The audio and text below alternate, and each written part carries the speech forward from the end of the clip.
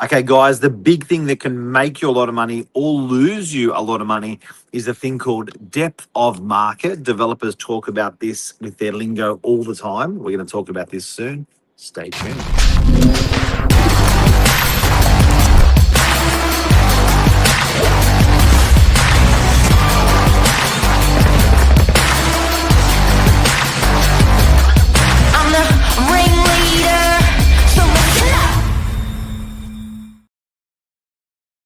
Welcome to Morning Minutes. Myself, Michael Bergio, Mark Novak, episode 1642. Depth of market. What is it? What does it mean? How does it affect you as a potential buyer, potential tenant, potential seller? What should you be looking for?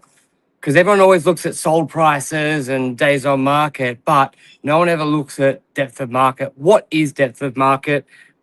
If you get depth of market right, you can buy really, really well or rent really, really well. It's all about timing and choosing that right property. So another word that we used, that we were doing some research this morning as real estate agents doing a podcast. And another thing is, another analogy is like soaking it in, like a sponge. And when you have a suburb that has, okay, maybe let's look at DY. DY's got 10,000. 10,000 A units. special guest is coming. Moving over there. So we can't keep her away. When you have a suburb, let's use DY as an example. DY's got probably 50 units a month that it sells. So that's good.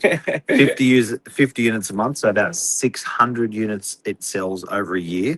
What actually happens when a developer produces 350 units and needs them sold in a month?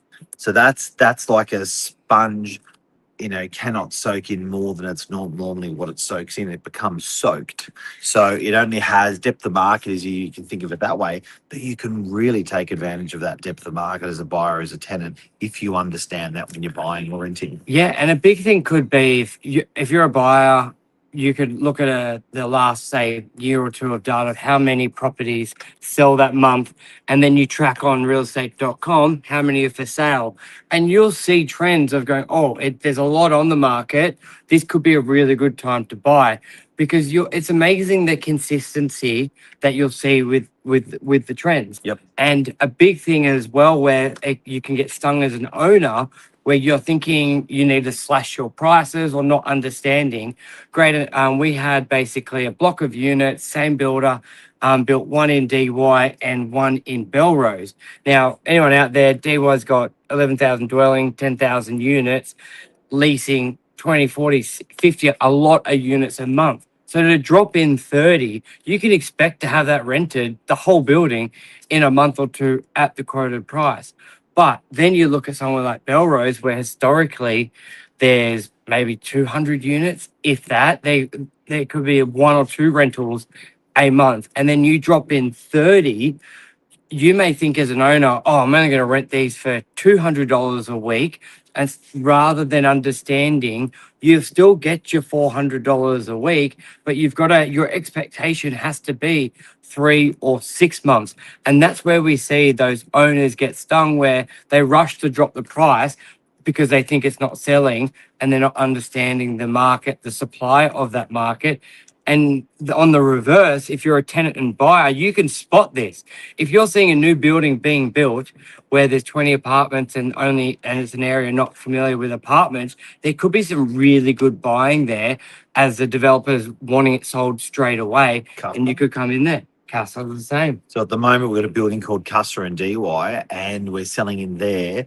And in that building, there's 260, 80 units that are in there. And people that actually buy, they turn around and go, I can't understand why it's cheaper than everything else. And it's because of that depth of market. The developer has to have sexy pricing. Now, once that building is sold out, normally these buildings are sold out when they're finished.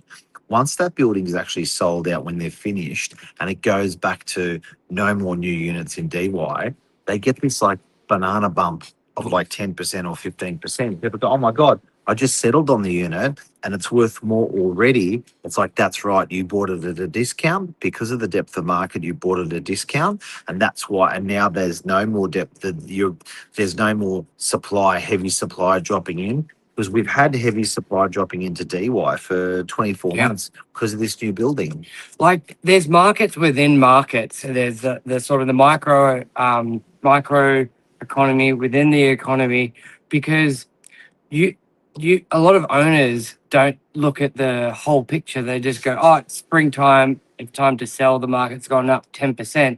But timing and understanding this, you may go, well, yeah, historically springtime apparently is the best time to sell, but there's 6 other properties like mine on the market, and typically only 1 or 2 sell a month. Maybe it's not the best time to list my property.